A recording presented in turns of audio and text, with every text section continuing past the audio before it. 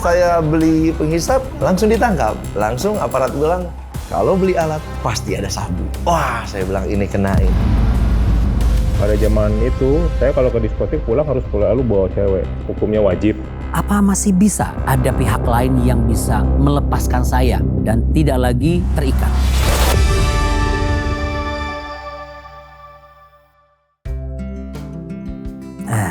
Emang ya, kalau saya paling suka minum air putih, teh, gak usah pakai gula gitu ya, atau kopi pahit, nah gak usah pakai gula. Supaya apa? Supaya bisa sadar juga kan, kalau kopi pahit saya bisa sadar ini kopi atau kenyataan hidup saya gitu kan.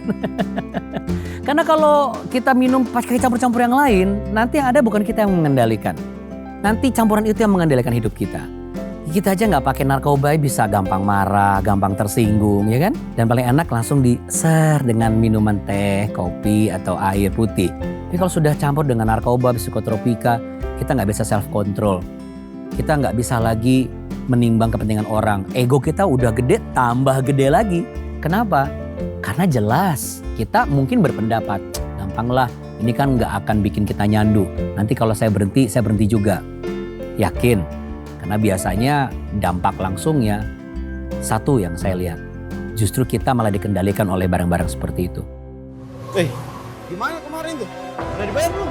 Itu beres pokoknya, Bang. Tenang aja. Mantap. Kenapa, Bang?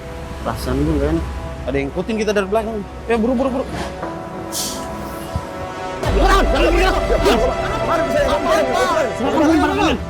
Ketika saya beli penghisap, langsung ditangkap.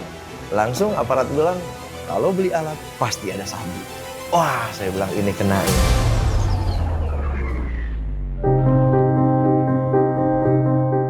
Masuk penjara itu tahun 2014 karena narkoba, jenisnya sabu-sabu. Dan saya pemakai narkoba sudah 18 tahun, mulai dari sejak kelas 1 SMA. Jadi pakai narkoba ini rasanya saya enak sekali. Waktu saya masuk di dalam penjara, saya divonis 4 tahun 9 bulan.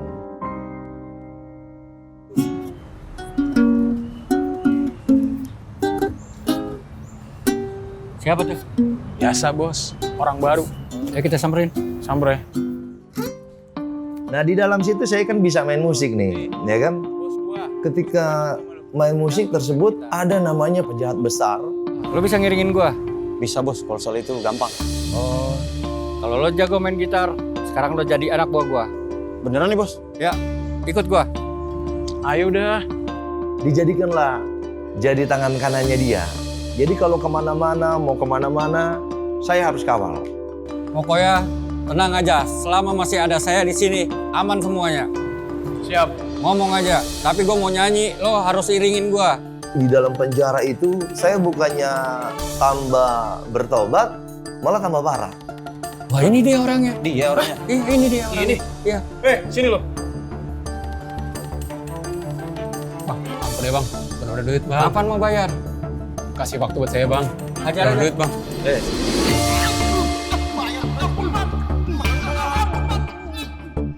Ketika di dalam itu kejahatannya semuanya kita bikin. Mulai jadi ribut. Bahkan kalau orang yang ada hutang saya tagih, saya tusuk kalau nggak bayar. Jadi semua kalau orang sudah dipenuhi dengan narkoba ini, sudah masuk di dalam pikiran kita, itu semua apapun yang bisa kita lakukan untuk berbuat kejahatan semuanya dibuat. Suatu saat siang-siang saya lagi jalan-jalan ketemu dengan yang namanya malaikat maut. Jadi dia pakai kayak jubah gitu panjang hitam dan tiba-tiba nggak bisa bernafas. Mau tarik nafas nggak bisa. Cuma satu, saya berdoa sama Tuhan. Saya bilang, Tuhan kalau sembuh saya mau bertobat. Kalau sembuh betul-betul saya mau bertobat ini. Nggak mau nakal-nakal lagi. Sudah, akhirnya Tuhan jawab doa saya. Doa dijawab dengan sembuh total, dinyatakan tidak ada apa-apa. Ayo buruan. Apa sih bro? Lu ada barang nggak? Barang? Iya. Ada sih tapi tinggal dikit. Mana sini? Buat lu. Ya iya, Kemarin lu bilang lu udah berhenti. Lu kemarin sakit kan? selama gue masih di sini, gue nggak akan berhenti. Sembuh sekitar bertobatnya itu sekitar 2 minggu. 2 minggu, habis itu pakai lagi.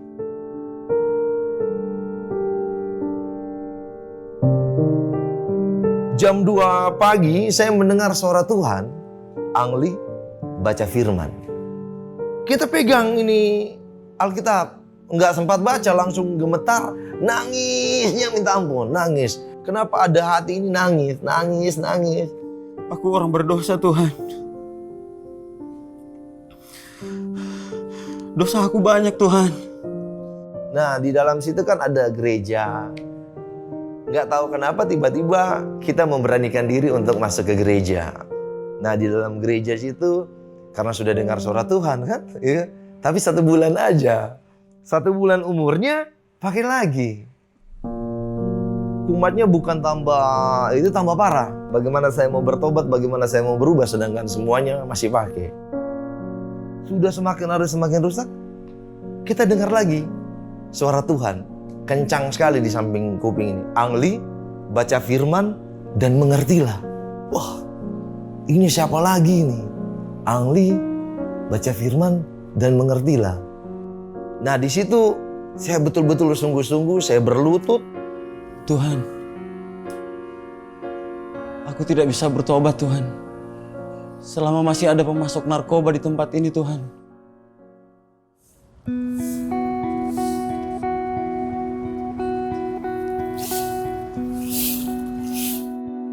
Bro, lu tau nggak? Kemarin tuh ada razia besar. Masa sih? Iya, makanya barang-barang kayak narkoba itu udah nggak ada tempat ini. Udah susah deh, karena bos-bosnya itu udah pada keluar semua. Gue nggak percaya. Cuman info yang gue dapet kayak gitu.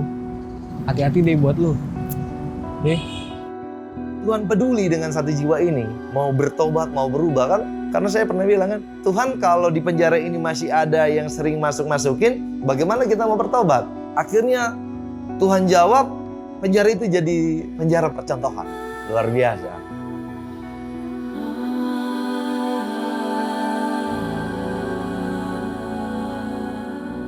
Lalu jawab Yesus kepada mereka, katanya, bukan orang sehat yang memerlukan tabib, tetapi orang sakit. Aku datang bukan untuk memanggil orang benar, tetapi orang berdosa, supaya mereka bertobat. Jadi kalian mengerti apa maksudnya? Tuhan datang ternyata bukan untuk orang-orang yang benar, tapi untuk orang-orang yang berdosa. Jadi Tuhan itu datang ke dunia ini mencari orang yang berdosa. Berarti kita ini berharga di mata Tuhan.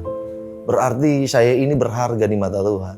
Jadi ketika saya dengar firman itu, saya mulai mengerti betapa cintanya Tuhan kepada kita. Mudah-mudahan rajin-rajin membaca Alkitab ya. Iya. Terima kasih, Pak. Oke. Terima kasih doanya, Oke, Pak. sama-sama ya. Saya duluan, Pak, ya. Silakan. Saya mulai membaca firman Tuhan, saya mulai berdoa, saya mulai puasa. Doa, puasa. Oh, setiap saat. Cintanya Tuhan itu yang saya rasakan. Kok harusnya mungkin sudah lewat, sudah mati, ya kan? Sudah ketemu malaikat maut. Ternyata Tuhan kasih kesempatan supaya saya bisa berubah, bertobat. Baiklah kita hidup oleh roh, maka semua hasrat kedagingan akan hilang. Tuhan itu baik ketika kita sudah menerima kebenaran, kita sudah menerima Roh Kudus dalam hidup kita semua hasrat kedagingan akan hilang. Makanya memang betul-betul jangan pernah lepas dari yang namanya doa dan puasa dan dekatkan diri sama Tuhan. Di luar itu saya nggak bisa jelaskan, pasti jatuh. Terima kasih Bapa, beri nafas dan kehidupan ini.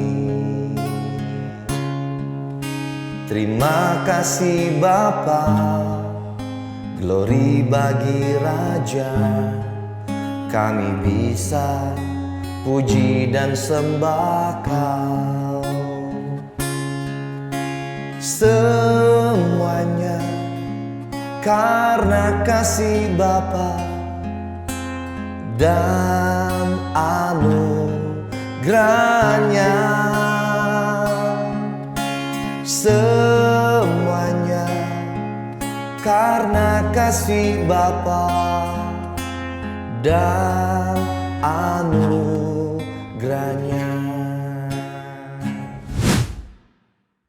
Kenapa saya katakan demikian? Karena begini, rata-rata orang yang sudah menggunakan narkoba, benda-benda psikotropika, orang-orang yang punya masalah berat kan, mereka pengen lepas dari masalah-masalah mereka. Asumsinya adalah mereka merasa lebih ringan. Tapi kan lebih ringan membuat mereka menjadi terikat. Ini artinya apa? Dikendalikan oleh benda-benda itu. Dampak dari psikotropika, kita menjadi dikendalikan oleh barang-barang seperti itu.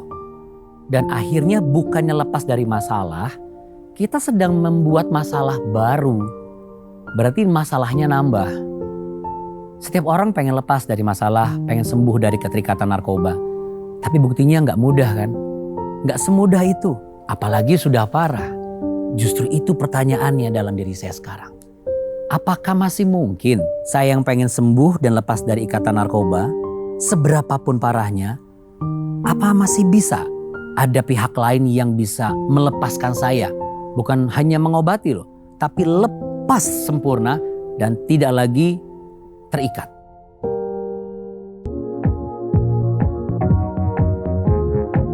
Pertama kali saya kenal Dwi di diskotik. Dwi itu gebetan saya, bukan pacar. Halo Dwiku sayang. Pada zaman itu, saya kalau ke diskotik pulang harus selalu bawa cewek. Hukumnya wajib.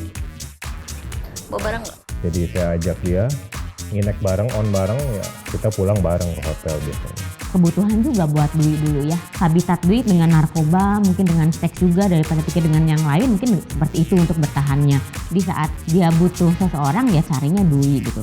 Bukan dari hati ya, jadi lebih ke hawa nafsu jadinya. Wi, kamu tuh gimana sih Wi? Hah? Kenapa bisa hamil Wi? Kamu kan pakai pengaman. Wah bingung banget tahu Dwi hamil, kok bisa gitu, asa nggak mungkin gitu. Kok kamu gitu sih? Kita kan sama-sama lakukan. Kok kamu nyalain aku aja? Saya masih di bawah umur gitu. Keduanya, wah saya hamil, keluarga gimana nih? Kalau punya anak, Ferry-nya gimana?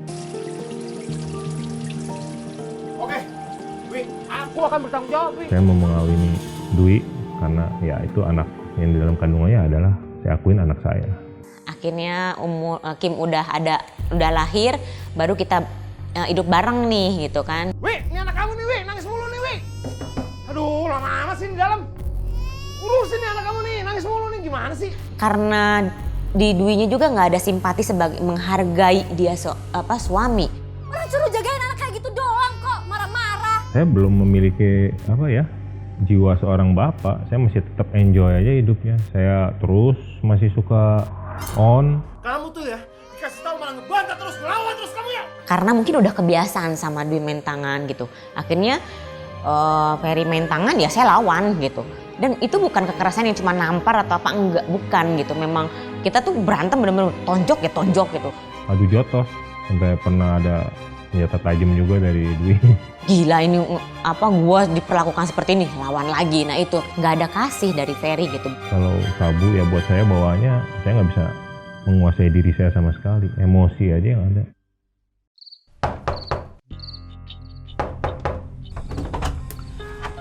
Selamat malam Ibu. Saya dari kepolisian. Pak Ferry ada? Ada perlu apa ya Pak? Ayo. Pak. Nggak ada rasa curiga sih awalnya karena ngerasa kita aman aja gitu kan. Udah waktunya ketangkep, akhirnya ketahuan juga gitu kita ngumpetin. Ya di situ dia rasa takut, rasa sedih dari situ ada gitu. Ketok palu 5 tahun sebulan. Waduh itu saya di situ rasanya. Ya, darah dari sini udah turun.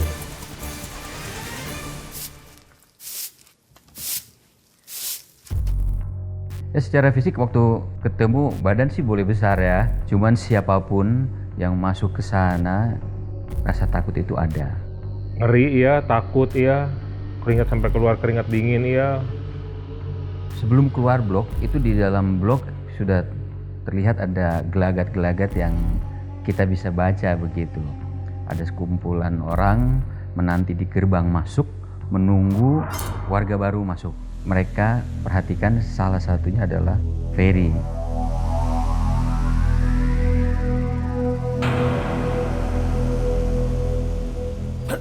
Rangkul saya, Brat. Dia bilang, "Brat, rangkul saya." Kemudian juga saya bisikan buat Ferry, tolong berlaku bahwa kita seperti teman lama. Jadi kami berpelukan. Yang semata-mata mau saya sampaikan pesan buat warga di sana bahwa Ferry itu adalah kawan saya. Kang, ayo saya kenalin sama temen. Iya, Kang. Kamu nggak usah takut, nanti bilang aja kamu teman saya waktu di luar. Oke, siap Bang. Sampai saat itu saya belum tahu itu siapa orang. Mau nggak mau saya harus hadapi semua ini kan. Waduh, kalau diingat-ingat lagi bisa gila gue 5 tahun sebulan di sini. Di kamar kita ada satu aturan.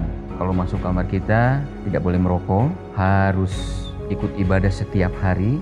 Selain ibadah di kamar jam 6 pagi, mengikuti ibadah di gereja setiap jam 9. Bang Agus ini ajakin saya terus ke gereja, bahkan sampai suatu saat saya nggak ke gereja pun dipukulin ke kamar. Ayo, Brat, bangun gereja.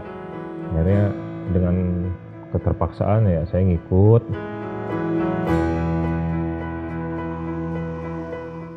Di satu sisi saya melihat, saya nanya, "Bang, putusan berapa Bang?" 14 tahun. Wow, saya bilang. Saya lihat dari wajahnya ceria, nggak ada sedih, nggak ada stres, nggak ada marah, tapi enjoy gitu hidupnya. Saya bingung nih orang kok bisa gini ya, hebat amat. 14 tahun tapi bisa menikmati semua lingkungan yang ada di dalam penjara. Saya sempat nanya, "Bang ya, apa rahasianya Bang?"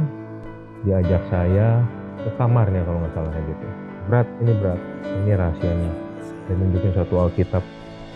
Dan respon saya waktu itu cuma dingin, karena saya belum tahu apa itu sih isi Alkitab, karena saya belum membaca sepenuhnya. Mencoba mensyukuri apa yang ada pada saat itu, menerima keadaan, kondisi apapun itu nggak gampang. Saya mencoba semaksimal saya untuk bisa menerima dan mensyukuri apa yang ada di depan mata saya. Ferry ini sebagai satu warga yang mempunyai kesungguhan lebih lah dibanding dengan warga yang lain. Pertama, dia bangun tidak harus dibangunkan.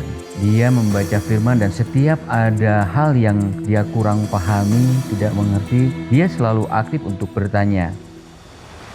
Baca firman, mulai di situ ya ketika kita hancur hati kan firman yang kita baca itu lebih gampang terserap oleh kita. Nah disitulah saya ngerasain, iya ya, apa yang diperkatakan di dalam firman Tuhan itu benar-benar hidup dalam hidup saya. Jadi nyata gitu.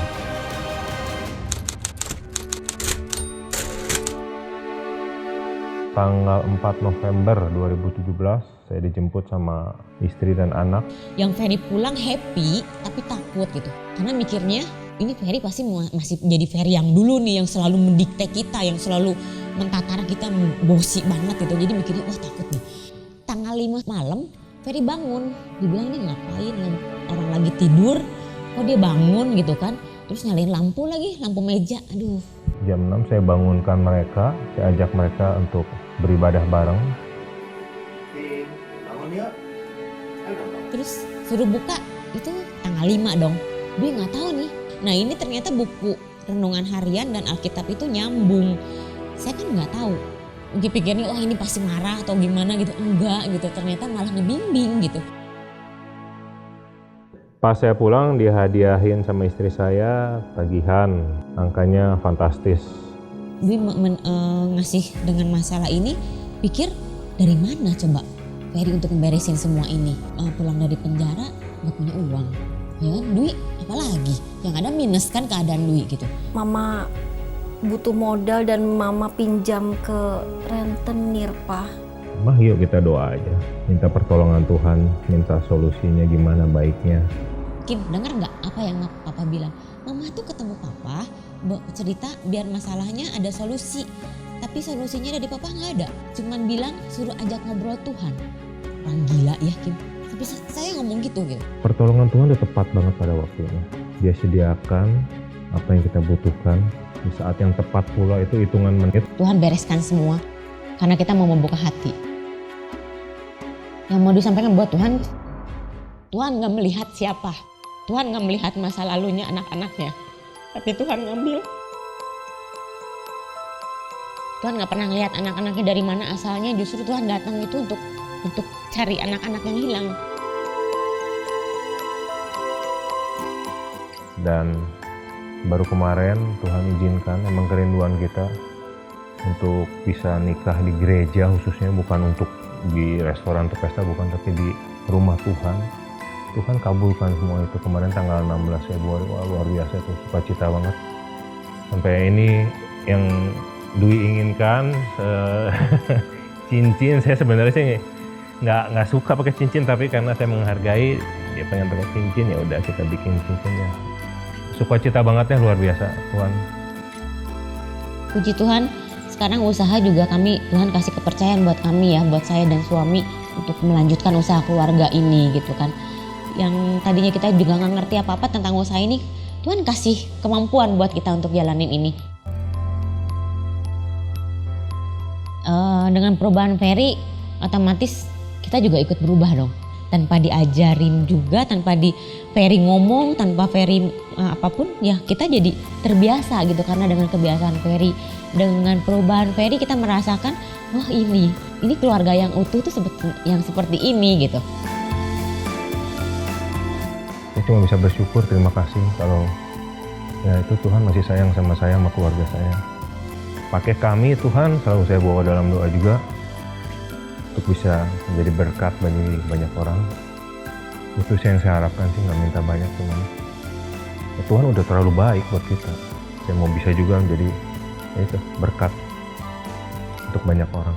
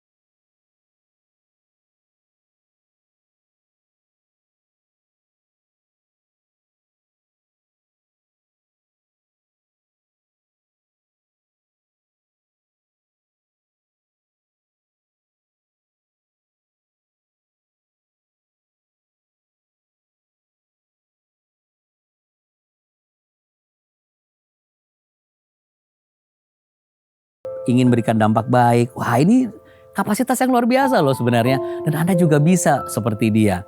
Jadi tunggu apa lagi sih? Hubungi aja langsung Sahabat 24. Sekarang juga boleh. Anda WA dulu, Anda bikin janji kapan bisa ngobrol, Anda lakukanlah seperti Christina. Karena Anda juga layak untuk mendapat pemulihan. Karena Tuhan Yesus sangat mengasihi Anda. Setiap pertanyaan butuh jawaban. Nah, silakan klik www.jawaban.com. Karena bisa saja salah satu dari apa yang kami punya adalah jawaban untuk Anda semua. Apa sih yang kami punya? Artikel terbaru, berita CBN, jadwal-jadwal mengenai tayangan-tayangan yang ada di CBN. Dari mulai tayangan komunitas anak muda, anak-anak, termasuk jadwal tayangan solusi juga ada di sana. Bahkan kalau misalnya Anda butuh renungan harian, update terbaru, Anda rindu untuk mengalami pertobatan, rindu dilayani, hari ini gak sempat telepon Sahabat 24. Tapi kalau Anda klik di jawaban.com, Anda tinggal klik juga di sana ada link nyambung ke tim Sahabat 24, bisa WA, bisa telepon langsung. Kalau Anda butuh didoakan pas lagi proyek yang dikerjakan itu cukup berat, Anda butuh kekuatan baru, hubungin keluarga baru Anda Sahabat 24. Mereka pasti akan mendoakan Anda. Dan kita boleh percaya, kekuatan doa itu akan menghadirkan kuasa Tuhan. Kalau kuasa Tuhan bekerja, apa sih yang Tuhan gak bisa lakukan buat Anda? Setuju gak? Seperti hari ini, Anda sudah dibebaskan, Anda sudah menjadi baru. Dan terima kasih, saudaraku sudah menyaksikan dan bersama-sama kita berbincang seperti ini. Saya percaya ini semua sudah Tuhan atur karena Tuhan mengasihi Anda. Sampai jumpa di perbincangan selanjutnya dengan hal yang pastinya akan memberikan satu hal. Sekalipun hidup ini memang masalahnya banyak, tapi di dalam Tuhan pasti ada solusi. Jadi untuk apa kita takut? Tetap semangat, tetap bahagia, Tuhan berkati.